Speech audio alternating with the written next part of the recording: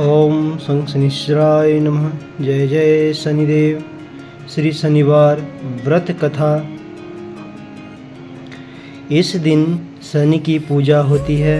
काला तिल, काला वस्त्र, तेल, उड़द शनि को बहुत प्रिय है, इसलिए इनके द्वारा शनि की पूजा होती है। शनि की दशा को दूर करने के लिए यह व्रत किया जाता है। शनि स्तोत्र का पाठ भी विशेष लाभदायक सिद्ध होता है। एक समय सूर्य, चंद्रमा, मंगल, बुध, बृहस्पति, शुक्र, शनि, राहु और केतु इन ग्रहों में आपस में झगड़ा हो गया कि हम सब में सबसे बड़ा कौन है। सब अपने आप को बड़ा कहते थे। जब आपस में कोई निश्चय न हो सका तो सब के सब आपस में झगड़ते हुए इंद्र के पास गए और कहने लगे कि आप सब देवताओं के राजा हो, इसलिए आप हमारा न्याय करके बताओ कि हम 9 ग्रहों में सबसे बड़ा कौन है। राजा इंद्र इनका प्रश्न सुनकर घबरा गए और कहने लगे कि मुझ में यह सामर्थ्य नहीं है जो किसी को बड़ा या छोटा बतलाऊं। मैं अपने मुख से कुछ नहीं कह सकता हूँ।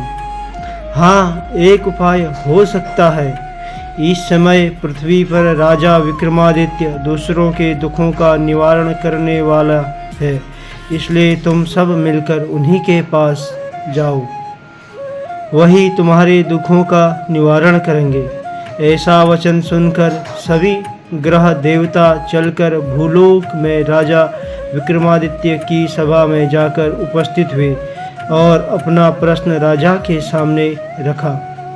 राजा उनकी बात सुनकर बड़ी चिंता में पड़ गए कि मैं अपने मुख से किसको बड़ा और किसको छोटा बतलाऊं। जिसको छोटा बतलाऊंगा वही क्रोध करेगा। परंतु उनका झगड़ा निपटाने के लिए एक उपाय सोचा कि सोना, चांदी, कांसा, पीतल, सीसा, रांगा, जस्ता, अभ्रक और लोहा 9 ग्रहों धातुओं को आसन में बनवाए।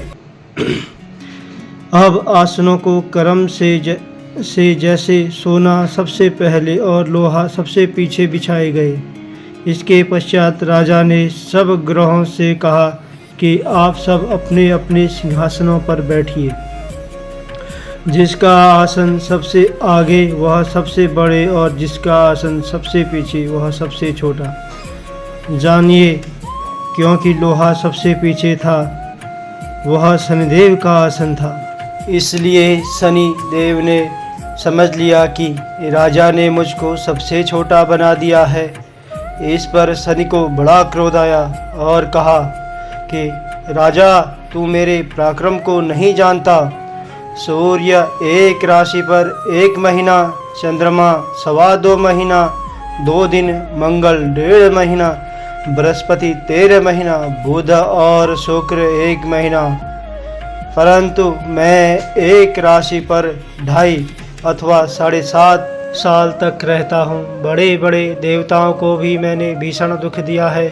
राजन सुनो, राम जी को 7.5 आए और वनवास हो गया और रावण पर आई तो राम ने लक्ष्मण की सेना लेकर लंका पर चढ़ाई कर दी, रावण के कुल का नाश कर दिया। हे राजा, अब तुम सावधान रहना। राजा कहने लगा, जो कुछ भाग्य में होगा देखा जाएगा। उसके बाद अन्य ग्रह तो प्रसन्नता के साथ वहाँ से चले गए, परंतु शनिदेव बड़े क्रोध के साथ वहाँ से सिधारे। कुछ काल व्यतीत हो जाने पर जब राजा को 7.5 की दशा आई तो शनिदेव घोड़ों के सौदागर बनकर अनेक सुंदर घोड़ों के सहित राजा की राजधानी में आए। जब राजा ने सौदागर के आने की खबर सुनी तो अश्वपाल को अच्छे अच्छे घोड़े खरीदने की आज्ञा दी। अश्वपाल ऐसी अच्छी नस्ल के घोड़े देखकर उसका मूल्य सुनकर चकित हो गया और तुरंत ही राजा को खबर दी। राजा उन घोड़ों को देखकर एक अच्छा सा घोड़ा चुनकर सवारी के लिए चढ़ा। राजा घोड़े की पीठ पर चढ़ते ही घोड़ा जोर से भागा। घोड़ा बहुत दूर तक एक बड़े जंगल में जाकर राजा को छोड़कर अंतर्ध्यान हो गया। इसके बाद राजा अकेला जंगल में भटकता फिरता रहा। बहुत देर के पश्चात राजा ने भूख और प्यास से दुखी होकर भटकते भटकते एक ग्वाले को देखा। ग्वाले ने राजा को प्यास से व्याकुल देखकर पानी पिलाया। राजा की उंगली में एक अंगूठी थी, वह उसे निकालकर प्रसन्नता के साथ ग्वाले को दे दी और शहर की ओर चल पड़ा। राजा शहर में पहुंचकर एक सेठ की दुकान में जाकर बैठ गया और अपने आप को उज्जैन का रहने वाला तथा अपना नाम विका बतलाया। सेठ ने उसको कुलीन मनुष्य समझकर जल आदि पिलाया। भाग्यवश उस दिन सेठ की दुकान पर बिक्री अधिक हुई। तब सेठ उसको भाग्यवान पुरुष समझकर भोजन कराने के लिए अपने साथ ले गया। भोजन करते समय राजा ने आश्चर्य की बात देखी कि खूंटी पर हार लटक रहा है और वह खूंटी उस हार को निगल रही है। भोजन के पश्चात कमरे में आने पर जब सेठ को कमरे में हार न मिला तो सबने यही निश्चय किया कि सिवाय विका और कोई इस कमरे में नहीं आया, अतः अवश्य ही उसी ने हार चोरी किया है। परंतु विका ने हार लेने से मना कर दिया। इस पर 5-7 आदमी इकट्ठे होकर उसको फौजदार के पास लाए। फौजदार ने उसको राजा के सामने उपस्थित कर दिया और कहा कि ये आदमी तो भला प्रतीत होता है, चोर मालूम नहीं होता, परंतु सेठ का कहना है कि इसके सिवाय और कोई घर में नहीं, अवश्य इसी ने चोरी की है। तब राजा ने आज्ञा दी कि इसके हाथ पैर काटकर चौरंगिया किया जाए। राजा की आज्ञा का तुरंत पालन किया गया और विका के हाथ पैर काट दिए गए। इस प्रकार कुछ काल व्यतीत होने पर एक तेली उसको अपने घर लाया और कोल्हू पर उसको बिठा दिया। विका उस पर बैठा हुआ जबान से बैल हाँकता रहा। शनि की दशा समाप्त हो गई और एक रात को वर्षा ऋतु के समय वह मल्हार राग गाने लगा। उसका गाना सुनकर उस शहर के राजा की कन्या उस राग पर मोहित हो गई और दासी को खबर लाने को भेजा कि शहर में कौन गा रहा है। दासी सारे शहर में फिरती फिरती क्या देखती है कि तेली के घर में चौरंगिया राग गा रहा है। दासी ने महल में आकर राजकुमारी को सब वृतांत सुना दिया। बस उसी क्षण राजकुमारी ने अपने मन में यह प्रण कर लिया, चाहे कुछ हो, मैंने इस चौरंगिया के साथ विवाह करना है। प्रातः काल होते ही जब दासी ने राजकुमारी को जगाना चाहा तो राजकुमारी अनशन व्रत लेकर पड़ी रही। तब दासी ने रानी के पास जाकर राजकुमारी के न उठने का वृतांत कहा। रानी ने तुरंत ही वहां पर आकर राजकुमारी को जगाया और उसके दुख का कारण पूछा। तो राजकुमारी ने कहा कि माताजी, मैंने यह प्रण कर लिया है कि तेली के घर में जो चौरंगिया है उसी के साथ विवाह करूंगी। माता ने कहा, यह क्या बात कर रही है, तुझको किसी देश का राजा के साथ परणाया जाएगा।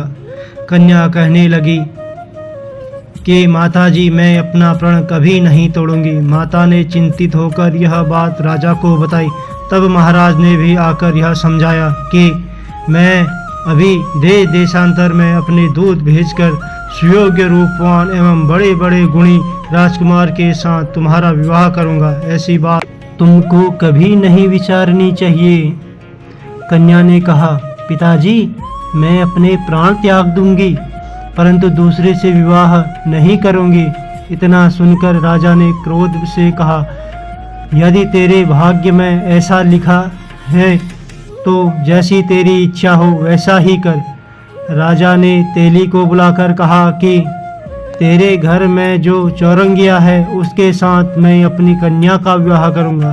तेली ने कहा कि यह कैसे हो सकता है, कहाँ आप हमारे राजा और कहाँ यह एक नीच तेली। परंतु राजा ने कहा कि भाग्य में लिखे को कोई नहीं टाल सकता, अपने घर जाकर विवाह की तैयारी करो। राजा ने उसी समय तोरण और वंदनवार लगवाकर अपनी राजकुमारी का विवाह चौरंगिया विक्रमादित्य के साथ कर दिया।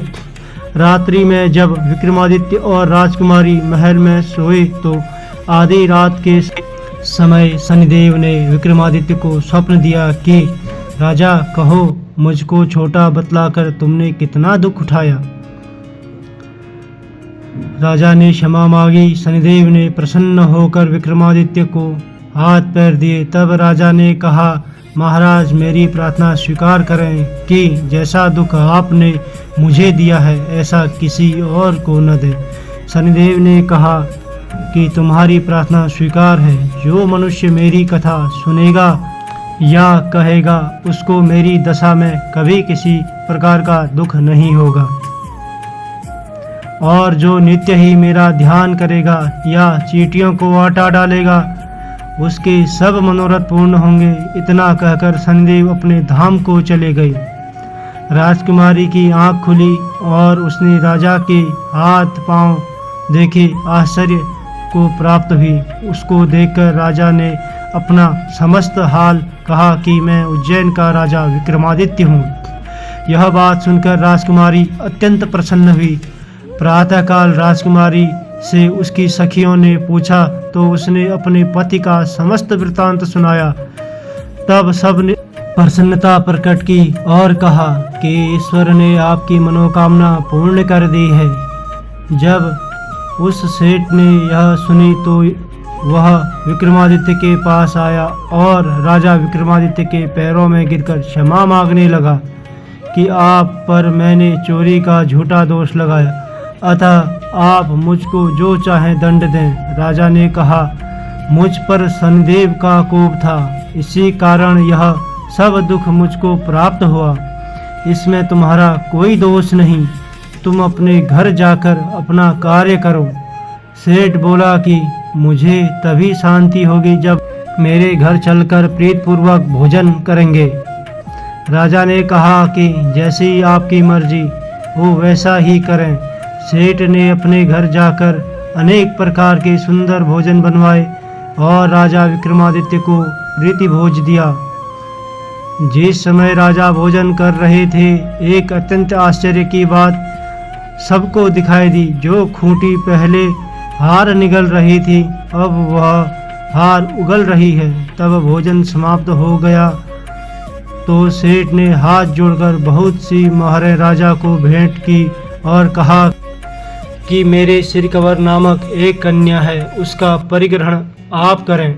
इसके बाद सेठ ने अपनी कन्या का विवाह वहाँ के राजा के साथ कर दिया और बहुत सा दान दहेज आदि दिया। इस प्रकार कुछ दिनों तक वहाँ निवास करने के पश्चात विक्रमादित्य ने शहर के राजा से कहा कि अब मेरी उज्जैन जाने की इच्छा है।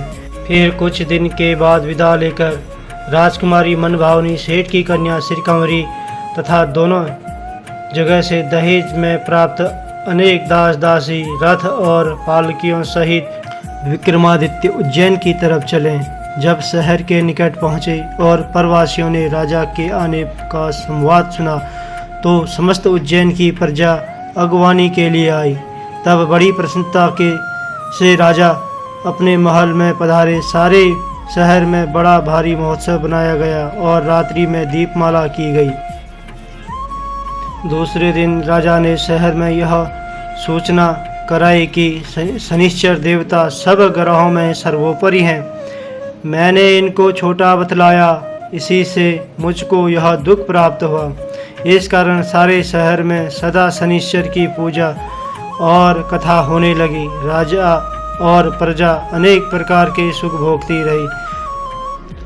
जो कोई शनिश्चर की इस कथा को पढ़ता या सुनता है, शनिदेव की कृपा से सब दुख दूर हो जाते हैं।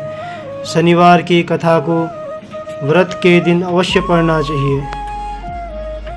बोलिए शनि महाराज की जय, सूर्यपुत्र की जय।